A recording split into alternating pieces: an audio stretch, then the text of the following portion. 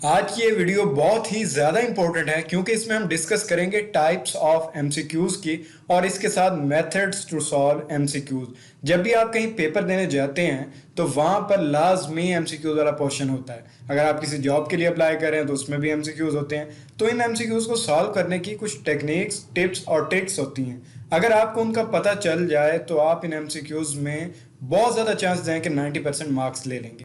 तो सबसे पहले हम बात करते हैं टाइप्स ऑफ एमसीक्यूज की। टाइप्स कौन सी हैं, कैटेगरीज कौन सी हैं एमसीक्यूज की, पहले उन्हें एक एक बार डिस्कस कर लेते हैं, फिर उनके एग्जाम्पल देखेंगे और अगर कहीं पर भी आपका क्वेश्चन हो तो कमेंट सेक्शन में लाजमी आपने पूछ लेना है।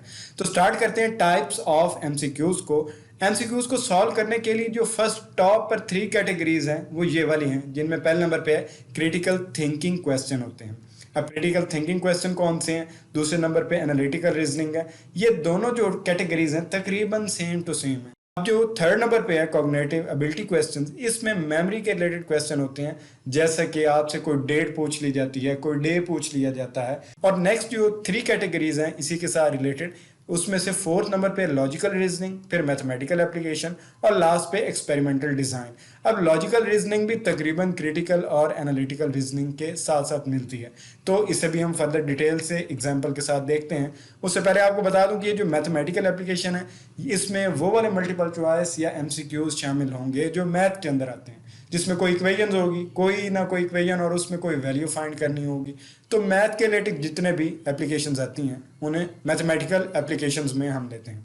लास्ट में है एक्सपेरिमेंटल डिजाइन। अब एक्सपेरिमेंटल डिजाइन के रिलेटेड एमसीक्यूज जो होते हैं ये वो वाले एमसीक्यूज होते हैं जो हम एक्सपेरिमेंट्स करते हैं साइंस सब्जेक्ट्स के, जैसे फिजिक्स है, केमिस्ट्री है, बायोलॉजी है। उसमें जो भी आप एक्सपेरिमेंट करते हैं तो जो भी टॉपिक होगा एक्सपेरिमेंट के रिलेटेड उनके रिलेटेड भी एमसीक्यूज होते हैं और इन सबको सॉल्व कैसे करेंगे ये फर्दर मैं आपको बताता हूँ। ये हमारी बेसिक टाइप्स थी।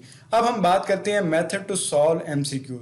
पहले हमने टाइप्स देखनी है, अब सॉल्व करने का तरीका आपने बड़े ध्यान से देखना है और जहाँ से आपको ना पता चले आपने ज़रूर कमेंट सेक्शन में बताना है।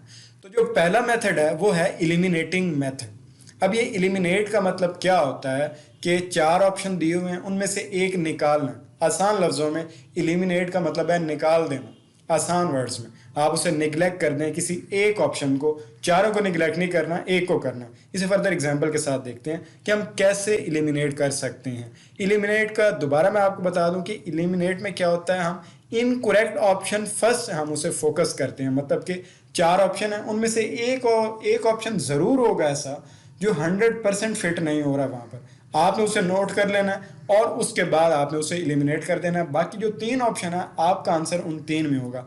ये एमसीक्यूज को सॉल्व करने का पहला स्टेप होता है। अगर आपने एलिमिनेटिंग आंसर निकाल लिया, मतलब उन 4 ऑप्शन में से एक ऐसा ऑप्शन ढूंढ लिया जो 100% फिट नहीं हो रहा, तो 75% चांसेस हैं कि अब आप करेक्ट आंसर निकाल लेंगे। लेकिन उससे पहले आपको एलिमिनेटिंग मेथड समझाना बहुत ज़रूरी है। तो मैं क्वेश्चन की तरफ आता हूँ। क्वेश्चन है which of the following is a function of N input device. मतलब कि ये जर्नल क्वेश्चन है, हर कोई इसे सॉल्व कर सकता है, इसलिए मैंने इन्हें चूज किया एग्जांपल के तौर पर। Which of the following is a function of N input device. अब ये क्वेश्चन है, इसके 4 ऑप्शंस यहाँ पर मैं दे रहा हूँ।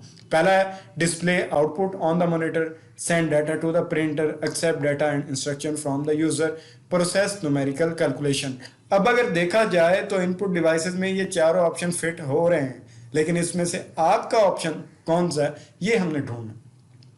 अब पहला देखें, display output on the monitor. क्या इनपुट डिवाइसेस का ये काम होता है कि वो डिस्प्ले, अब जो मॉनिटर है ये भी इनपुट डिवाइस है और उसका काम भी यही होता है कि डिस्प्ले करना। सेकंड जो है send data to the printer. अब प्रिंटर को भी किसी हद तक इनपुट में ही माना जाता है, जो भी हम डाटा देते हैं उसके बाद वो आउटपुट देता है। तो ये जो थर्ड है इसमें accept data and instruction from the user. अब ये थर्ड ऑप्शन भी आपको लग रहा है। यहाँ पर एक और चीज़ बता दूँ, ये भी एक हिंट है कि या तो चारों ऑप्शन में से जो बिल्कुल छोटा आंसर लिखा हुआ है या तो वो आंसर होगा, या जिस आंसर की स्टेटमेंट बहुत बड़ी है। ये आपको टेक्निक बता रहा हूँ जो बहुत ज़्यादा मैंने प्रैक्टिस करके समझी है कि जब आंसर की लेंथ थोड़ी सी ज़्यादा होगी जिस ऑप्शन की, ज़्यादातर चांसेस होते हैं वो होगा।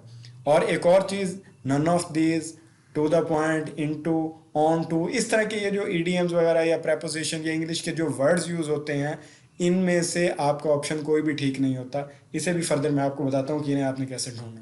तो अब इन चार ऑप्शन में से आपको क्या लगता है कि कौन सा ऑप्शन बिल्कुल ठीक होगा? इलिमिनेटिंग मेथड को यूज करते हुए कौन सा ऑप्शन है जो हम निकाल सकते हैं? प्रोसेस न्यूमेरिकल कैलकुलेशन, मतलब जो भी मैथमेटिकल कैलकुलेशन होती है, क्या ये काम होता है इनपुट डिवाइसेस के अंदर? ये काम नहीं होता। तो चौथा ऑप्शन बिल्कुल नॉट सूटेबल है, बिल्कुल भी सूट नहीं कर रहा इन चारों के साथ। तो इलिमिनेटिंग मेथड के मुताबिक हम क्या करें कि इस चौथे ऑप्शन को हम निकाल देते हैं, बाकी तीन रहेंगे।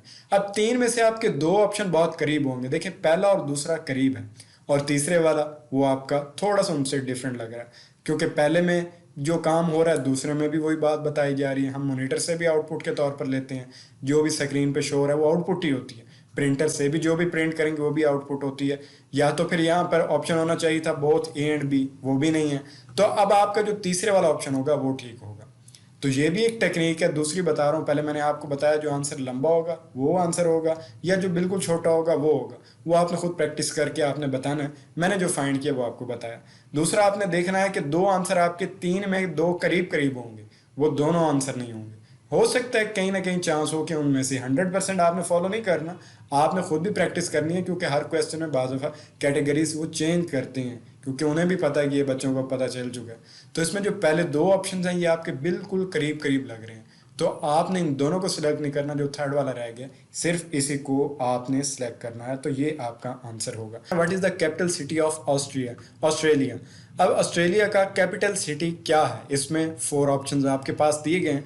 अब आपने मुझे कमेंट सेक्शन में बताना है कि इलिमिनेटिंग मेथड का आपने यूज़ कैसे किया और इनमें से करेक्ट आंसर क्या है। आप पहले इस वीडियो को स्टॉप करें और पहले इसे अंडरस्टैंड करें, और उसके बाद इलिमिनेटिंग मेथड और जो मैंने 2 ट्रिक्स आपको बताई हैं उनको भी अप्लाई करते हुए मुझे बताएं कि अब आपका आंसर कौन सा होगा इन चारों में से, और कमेंट सेक्शन में मुझे इसके बारे में बताएं। नेक्स्ट अब हम सेकेंड मेथड की तरफ जाते हैं, जिसमें हम ये देखेंगे कि एमसीक्यूज को सॉल्व कैसे करते हैं। पहला हमने इलिमिनेटिंग मेथड देख लिया। अब जो दूसरा मेथड है एमसीक्यूज को सॉल्व करने का, उस मेथड का नेम है आइडेंटिफाई कीवर्ड्स। अब कीवर्ड्स क्या होते हैं पहले आप इसे समझ लें। कीवर्ड्स में हमारे पास कोई ना कोई कंडीशन होती है, जैसे हमने पहले अभी एमसीक्यूज देखा, input devices, function of input devices, ये हमारा कीवर्ड था वहाँ पर। तो जिससे हमने अंदाज़ा लगाया कि हमने सिर्फ फंक्शन के बारे में बात करनी है, मतलब इनपुट डिवाइसेस का फंक्शन क्या होता है, वो कैसे काम करती हैं, सिर्फ इस बात पर फोकस करना, पूरी स्टेटमेंट पर फोकस नहीं करना। तो इसी तरह यहाँ पर भी मैंने आपको आइडेंटिफाई कीवर्ड्स का एक क्वेश्चन देना है और फिर उसे सॉल्व करना है, ताकि आपको आंसर फाइंड करने में और भी आसानी हो जाए जब आप इलिमिनेटिंग मेथड को यूज़ कर लें। तो इसमें हम एग्जाम्पल देखते हैं और इसमें जो हमारा क्वेश्चन है उसे भी देखते हैं। तो क्वेश्चन है what are the key characteristics of renewable energy sources, मतलब कि एनर्जी के वो कौन से सोर्सेज हैं जिन्हें हम दोबारा यूज़ कर सकते हैं, जैसा कि सनलाइट है या पानी जो है उसका हम इस्तेमाल करते हैं ताकि डैम्स में वो जो टरबाइन्स होती हैं उनको रोटेट करके एनर्जी प्रोड्यूस की जाए। तो एक बार वो डैम से गुजर जाए या टरबाइन से गुजर जाए तो पानी ज़ाया थोड़ी हो जाता है, आप उसे दोबारा यूज़ कर सकते हैं। तो ये हमारे पास रीन्यूएबल रिसोर्स ऑफ एनर्जी है, एनर्जी का सोर्स है। तो अब इस क्वेश्चन में जो हमारे पास की कैरेक्टरिस्टिक या कीवर्ड जो मेन है वो है रीन्यूएबल एनर्जी सोर्सेज। आपने क्या करना, focus on providing information related to main feature of the renewable energy sources. तो अब आपको पता चल गया होगा कि मेन जो काम है, मेन कीवर्ड है, सबसे पहले आपने उसे फाइंड करना है। अब आपने इस कीवर्ड को यूज कैसे करना है, how to use this keyword, उसके लिए जो सिंपल टास्क है वो आपने ये करना है, look for the terms that define the subject, action, condition और अदर एसेंशियल एस्पेक्ट्स। इसका मतलब ये है कि जो 4 ऑप्शन है वो 4 के चारों आपको ठीक लग रहे होंगे। आपने वो वाला आंसर पिक करना है जिसके अंदर आपके क्वेश्चन का कीवर्ड मैच कर रहा हो। जैसे ये जो क्वेश्चन है इसके अंदर जो कीवर्ड था रीन्यूएबल एनर्जी सोर्सेज होगा। अब वहां पर जो चारों ऑप्शन होंगे वो भी एनर्जी के रिलेटेड होंगे, लेकिन उसमें से सिर्फ एक ऑप्शन ऐसा होगा जो सिर्फ और सिर्फ रीन्यूएबल एनर्जी रिसोर्सेज के बारे में बात करेगा। तो आपने उसे चूज करना है। तो ये बहुत ही आपको काम देगा अगर आप इसकी थोड़ी सी प्रैक्टिस कर लें, इलिमिनेटिंग मेथड और इस मेथड की थोड़ी सी प्रैक्टिस कर लें तो आपके 50% एमसीक्यूज तो वैसे ही सॉल्व हो जाएंगे। तो नेक्स्ट हम क्या करते हैं, एक और टर्म है जी क्वालिफायर्स। अब क्वालिफायर का मतलब क्या होता है और इनका यूज हम कैसे करते हैं। क्वालिफायर का मतलब ये होता है कि इनकरेक्ट ऑप्शंस, मतलब कि वो वाले ऑप्शन जिनके अंदर ये वाले वर्ड्स यूज हो रहे हो ना, आपने उन्हें चूज नहीं करना, जिसमें always, never only, none of these, all of these. तो मैक्सिमम टाइम ये देखा गया है कि जहाँ पर जिन ऑप्शंस के अंदर ये वाली टर्म्स यूज़ की गई हैं इन्हें हम क्वालिफायर्स के तौर पर इंडिकेट करते हैं, और ये वाले ऑप्शन ज़्यादातर ठीक नहीं होते।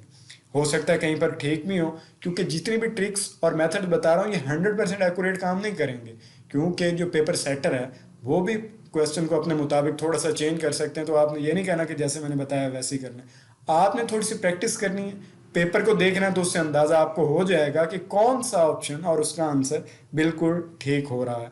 तो ये दो मेथड्स हो गए, और उसके बाद आपको नेक्स्ट में एक और चीज़ बता दूं कि आपने लॉजिक का यूज़ बहुत ज़्यादा करना है, so specially in question that require problem solving और क्रिटिकल थिंकिंग। अब ये लॉजिक वाले जो मैंने आपको मेथड बताया है ये कहाँ यूज़ होगा? जो क्रिटिकल थिंकिंग वाले क्वेश्चन है, प्रॉब्लम सॉल्विंग वाले हैं, या आप एनालिटिकल जो रीजनिंग क्वेश्चन है उसकी बात कर लें, उनके अंदर ये वाली लॉजिक वाली टेक्निक यूज़ होगी जिससे आप आंसर फाइंड कर सकेंगे। अब मैं आपको कुछ इंपॉर्टेंट टिप्स बताने वाला हूँ जिनको आपने यूज़ करना है। ये तो कुछ बेसिक मेथड मैंने आपको बताए हैं, अब ये जो टिप्स हैं आपने इनके ऊपर भी बहुत ही तवज्जो से गौर करना है। इसमें जो पहला है सब्स्टिट्यूशन मेथड, मतलब जो पहली मैं आपको टिप्स में बता रहा हूँ कि एमसीक्यूज को आपने सॉल्व करना है, और उसमें जो मेथड्स हैं वो तो बहुत सारे हैं, लेकिन जो बेसिक हैं अब मैं उनको समराइज करके आपको बताने लगा हूँ। तो सब्स्टिट्यूशन मेथड क्या होता है? आपके सामने यहाँ पर एक एग्जांपल है। If the question involves numerical values substitute them into each option to find the correct one. अब ये कहाँ पर यूज़ होता है? मैथ के जो क्वेश्चन होते हैं उसमें आपके पास एक या दो वैल्यूज़ दी होती हैं, तीसरी पूछी जाती है रेशियो प्रोपोर्शन की, वहाँ पर आप जो फार्मूलाज हैं उन्हें अप्लाई करते हैं, या फिजिक्स के न्यूमेरिकल्स हैं, केमिस्ट्री के न्यूमेरिकल्स हैं, वहाँ पर आपके पास क्वेश्चन होता है, एक वैल्यू आपने फाइंड करनी है, तो न्यूमेरिकल वैल्यूज़ के लिए हम सब्स्टिट्यूशन मेथड यूज़ करते हैं। दूसरा जो मेथड यहाँ पर मैं आपको बता रहा हूँ वो है बैक सॉल्विंग मेथड। अब इसके अंदर क्या होता है कि आपके पास कोई ना कोई इक्वेशन दी होगी, तो ये भी ऊपर वाले मेथड के साथ रिलेट करती है। अब वो इक्वेशन आपके साइंसेस की भी हो सकती है और मैथ की भी हो सकती है। नेक्स्ट जो है वो है ग्राफिकल मेथड। अब इसमें ग्राफ बनाए जाते हैं और ग्राफ को प्लॉट करके आंसर निकाला जाता है, लेकिन ये मोस्टली कॉमन यूज़ नहीं होते, ज़्यादातर एलिमिनेटिंग मेथड होता है, और जो मैंने लॉजिक वाला ऑप्शन आपको बताया और उससे ऊपर एक और मेथड जो बताया वो ज़्यादा यूज़ होते हैं, लेकिन इनकी भी ज़रूरत पड़ती है। लेकिन कहीं ना कहीं आपको ज़्यादातर तो उसी से आंसर मिल जाएगा, लेकिन कहीं ना कहीं अगर आप इनको भी अंडरस्टैंड कर जाते हैं ना, तो फिर देखें आपके मार्क्स कहाँ पर जाते हैं। तो नेक्स्ट जो इसमें है कंपैरेटिव एनालिसिस, कंपेयर करना होता है। For example if the question involve comparison, analyse the option to find the one that best fit condition. अब एनालिसिस कैसे करते हैं ये सारी चीज़ें मैं आपको नेक्स्ट वीडियो में एग्जाम्पल के साथ इनको सॉल्व करके बताऊंगा।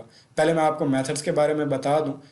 जो मैंने ये आपको मेथड बताए हैं, यहाँ पर कुछ और मेथड भी हैं जिसमें प्रायोरिटाइज क्वेश्चन भी एक मेथड है। इसके अंदर क्या होता है कि वही एलिमिनेटिंग मेथड वाला काम है, आपने एक ऑप्शन जो है वो रिमूव करना है जो बिल्कुल फिट नहीं हो रहा, तो क्या है इसमें आंसर इजियर क्वेश्चन, और साथ आपने जो आपको बिल्कुल आसान लगता है ना पहले उन्हें सॉल्व कर लेने की बात ये ना करें, क्योंकि क्वेश्चन होते हैं मिक्स, आपको पजल करने के लिए दो आसान और तीन मुश्किल डाल देते हैं। तो स्टार्ट में जब आप पजल हो जाते हैं, दरमियान में जाकर कुछ आसान ऑप्शंस होते हैं। तो इस तरह आपने मुकम्मल फोकस करना है, पहले आसान क्वेश्चन जो आपको 100% आते हैं, उसके बाद 50% वाले, उसके बाद 30% वाले, लेकिन कोशिश करें पहले जो अच्छे से आते हैं उन्हें सॉल्व कर लें, ताकि आपको भी थोड़ा सा कॉन्फिडेंस आ जाए कि आपने कब कर लिए, दोबारा भी फिर आसानी होगी। जैसे मैंने पहले आपको बताया कैसे हाईलाइट करना है, सारी चीज़ मैं आपको डिटेल से बता चुका हूँ कि आपने पहले हाईलाइट करना है, उसके बाद आपने सॉल्व करना है। नेक्स्ट क्वेश्चन है कंसिडर ऑल ऑप्शन।